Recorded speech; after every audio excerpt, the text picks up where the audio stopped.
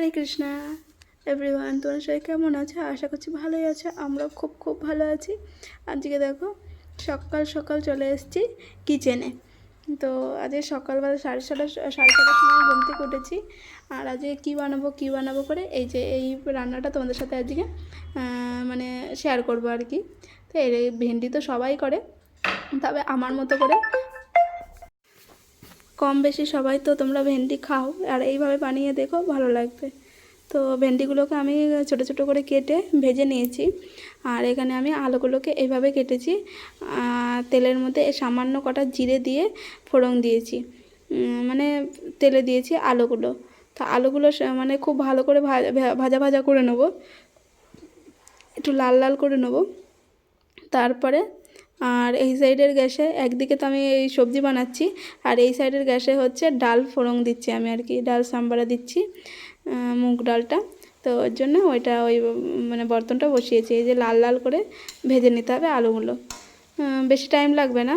এরকম পাতলা পাতলা করে কেটে দিলেই মানে দু দু 2 মিনিট মতো লাগে ভাজার জন্যে। তো আমি আলুগুলোকে এবার তুলে নেব, চলো।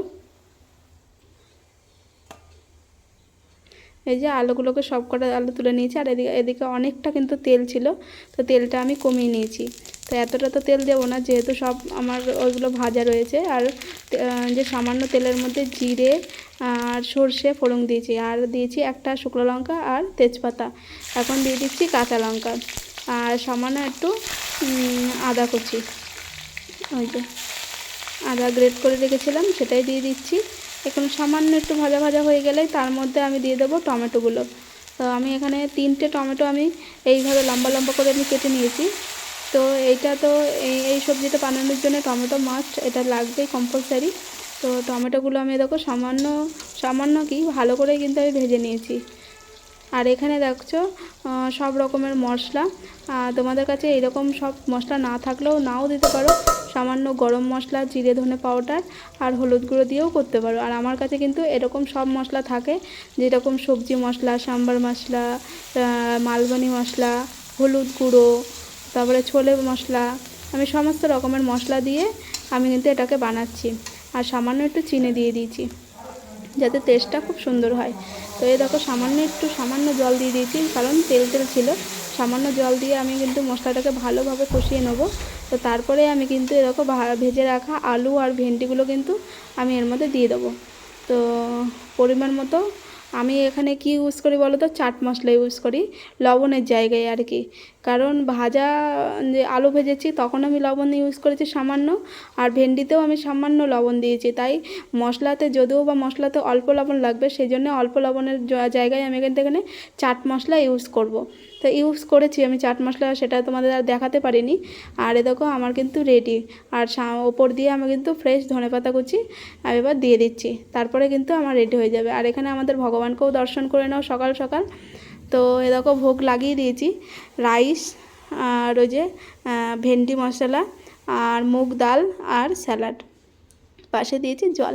তো এই দেখো, আর এই দেখো ওখানে কিন্তু আমি ভোগ লাগিয়ে এদিকে কিন্তু চলে এসেছি। আর এই যে আখ ধুতে, ওই যে এই সামনেরগুলো এগুলো ধুয়ে রেখেছিলাম, না এইগুলো না, সরি, তোমাদের দাদাভাই আখ রাখতে গেছে, ও চলে আসবে একটু পরে। তো আখগুলো আমি এখন ধুয়ে নেব।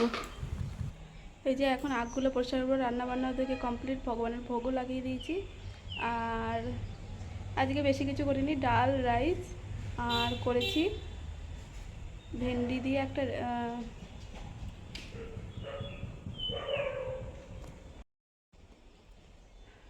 লোকজন যাচ্ছিলো, কীরকম একটা লজ্জা লাগে এরকম করে ক্যামেরার সামনে কথা বলতে। যাই হোক, তোমার সাথে পরে কথা বলছি। আর আখ পরিষ্কার করে এই যে ভগবানের ভোগ তুলে নিয়ে এই যে আমাদের থালে থালে এবার দিয়ে নিচ্ছি। এবার তো আমরা খেতে বসবো। আজকে অনেকটাই দেরি হয়ে গেছে, অনেকটা মানে টাইম রয়েছে, 9:30 পর্যন্ত বাজে হয়তো। তো এই দেখো আমাদের 3জনের প্লেট, তোমাদের দাদাভাইয়ের প্লেটের ডাল, আর আমি ডাল নিইনি, আমি এই সবজি দিয়েই খাবো আর স্যালাড।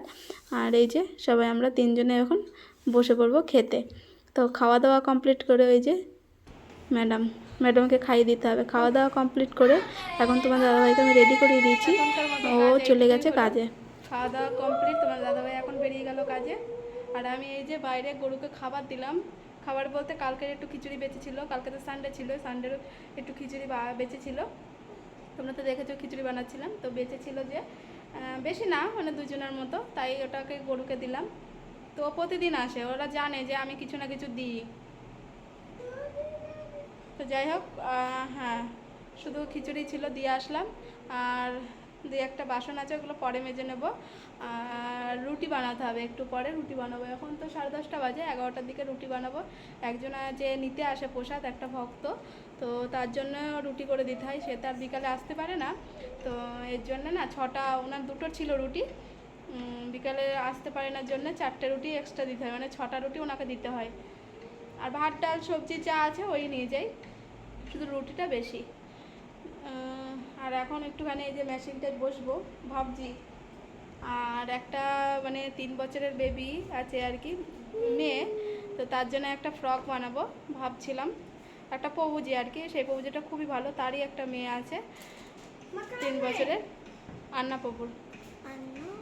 হ্যাঁ চলো দেখি কি কোনটা বানাবো সেটাই ভাবছি। আমার কাছে বেশি কিছু কাপড় নেই, তো যেটুকু আছে বানানোর চেষ্টা করছি, দেখা যাক। তোমরা দেখতে থাকো আজকে সারাদিন কি করছি না করছি। সারাদিন তো আর পারবো না, মানে সকাল থেকে এই মাত্র কিচেন থেকে আসলাম, আর ওইদিকে ওই যে সাইকেল চালাচ্ছে এখন দুপুরবেলা। সাইকেলের ওই যে মানে পেছনের ওই ইয়ে থাকে না, এই যে দাঁড়া, এই যে এই যে এই যে চাকাগুলো খুলে দেওয়া হয়েছে, চাকাগুলো খুলে দেওয়া হয়েছে। তো এইমাত্র রুটি করে আসলাম, আর এই যে ওড়নাটা নিয়ে নিয়েছি, ওকে এখন স্নান করাবো, বাইরে করাবো। আসেনি আসেনি, ওই দেখো ঠিক করে গেছে। তো ঘরে গিয়ে দেখা, কারেন্ট নেই তো, আর বাথরুমে লাইটও জ্বলছে না, অন্ধকার হয়ে রয়েছে। হ্যাঁ রাখো, দেখে আসো এবার। তুই উল্টো হয়ে গেছিস গাড়িটা, তুই কী করে বেরোবি এবার?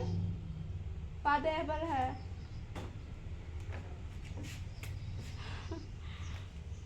দেখে এবার। আরে কারেন্ট নেই কখন ধরে,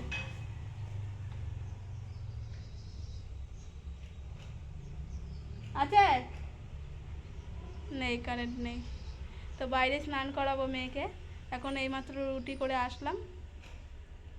চলে আসো, শ্যাম্পু আর তেলটা নিয়ে আসি, সরি তেল না, হ্যাঁ তেল আর সাবানটা নিয়ে আসবো, কি উল্টো পাল্টা বলছি। প্রচুর গরম। হ্যাঁ কালকে ঘষে দেবো। চুল কাটবা না? চুল বাড়ি যাবো তো, আর কদিন পরে বাড়ি যাবো, চুল কাটবা না? আর কয়দিন বলতে, হ্যাঁ তোমাদের তো ভালো কথা বলাই হয়নি, আমরা জুন মাসে যাব বাড়ি, তো এই খুশির খবরটা জানিয়ে দিলাম। খুশি আমাদের তো যেদিন থেকে টিকিট কেটেছে সেদিন থেকেই তো খুশি, আর বাড়ি গেলে কাদের না খুশি হয় বলো?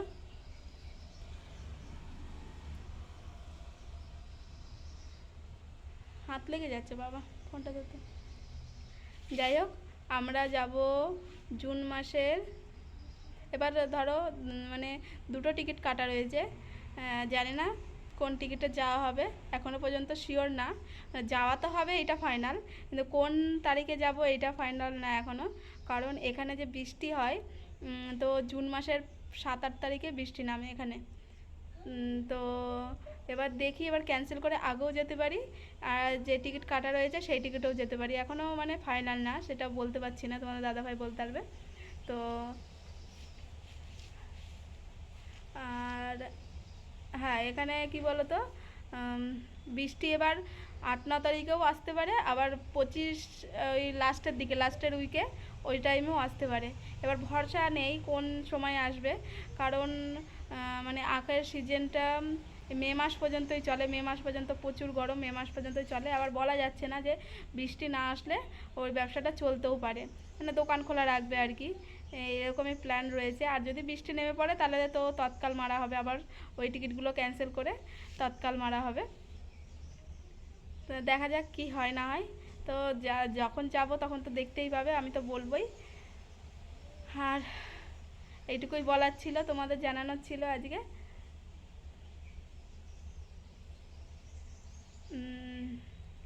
তো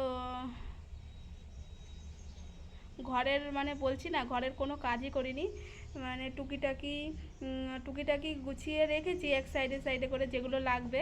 এর মধ্যে থেকেও আবার মানে এত জিনিস নিয়ে যাওয়া অসম্ভব। তো এই এত জিনিসের মধ্যে থেকেও মানে কিছু কিছু জিনিস মানে যেগুলো লাগবে না সেগুলোই রেখে দেবো এখানে, আর যেগুলো লাগবে সেগুলো তো নিয়ে যাবো বাড়িতে। আর কালকে জানো তো, ওপরে গেছিলাম, যে ঘরটা আমরা ছিলাম আজ থেকে 5 বছর, ওই ঘরটাই কাটিয়েছি। মানে ঘরটাতে মানে অনেক কিছু মানে স্মৃতি বলে না, জড়িয়ে রয়েছে। যতই হোক, নিজের বাড়ি নাই বা হোক, এখানে থেকেছি 5টা বছর এই একটা ঘরে।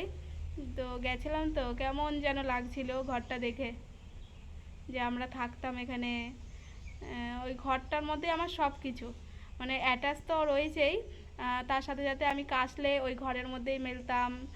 আর মানে একবার রান্না বান্না করে ঘরে ঢুকতাম আর বেরোতাম না মেয়েকে নিয়ে। আর নিচে যখন ওই আসতাম আঁখ পরিষ্কার করার জন্য, মেয়েকে নিয়ে চলে যেতাম স্কুল থেকে 2টোর সময়, 2:30টার সময় যে আসতো। তোমরা তো দেখেছো, যারা ডেলি ব্লগ দেখো তারা তো জানোই যে মেয়ে আসতো 2:30টার সময়, ওই তখন নিয়ে ওপরে চলে যেতাম, আর নামতাম না নিচে।